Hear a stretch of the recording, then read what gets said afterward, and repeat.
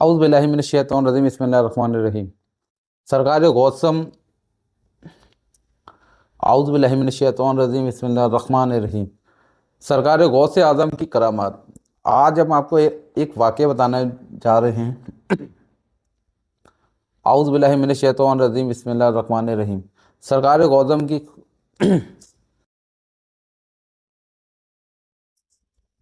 औज़ु बिल्लाहि मिनश शैतानिर रजीम बिस्मिल्लाहिर रहमानिर रहीम। सरकार गौसे आज़म की करामात। आज के इस वाक़ये में बताने वाले हैं कि आपको सरकार गौसे की करामात के बारे में बताने वाले हैं कि कैसे डाकुओं ने लूटा हुआ माल उनका वापस कर दिया था।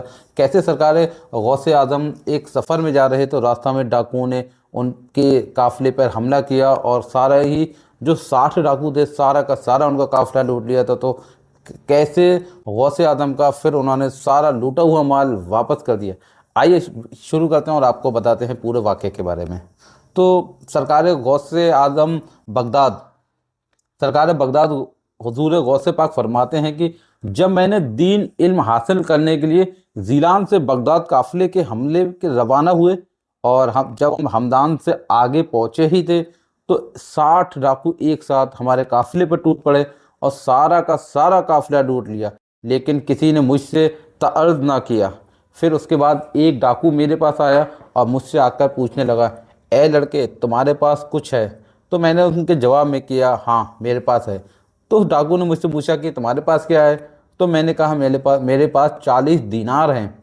तो उसने पूछे कहाँ हैं? तो मैंने कहा ये गुदड़ी के नीचे हैं।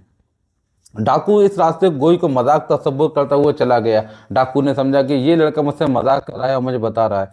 इसके बाद दूसरा डाकू आया, उसने भी गौसे पाक से वही सवाल किया कि तुम्हारे पास क्या है? तो गौसे पाक ने बता दिया कि मेरे पास 40 दीनार हैं। तो वो भी इसी तरह मजाक को समझते हुए चला गया। और जब सारे बहुत से डाकू ने पूछा तो गौसे पाक ने सबको यही जवाब दिया कि मेरे पास 40 दीनार हैं, इस गुदड़ी के नीचे हैं। जब सारे डाकू अपने सरदार के पास जमा हो गए और उन्होंने अपने सरदार को मेरे बारे में बताया तो मुझे वहाँ बुला लिया गया। अब वो माल की सारे ही डाकू अपने माल जो लूटा हुआ था उसको तस्कीम करने में मशरूफ़ थे।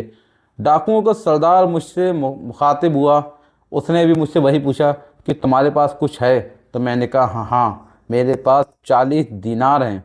तो डाकुओं के सरदार ने डाकुओं को हुक्म देते हुए कहा कि जाओ इसकी तलाशी लो। जब तलाशी लेने पर सच्चाई का इजहार हुआ तो उसने ताज्जुब से सवाल किया डाकुओं के सरदार ने कि तुम्हें सच बोलने पर किस चीज़ ने आमादा किया? तुमने झूठ क्यों नहीं बोला?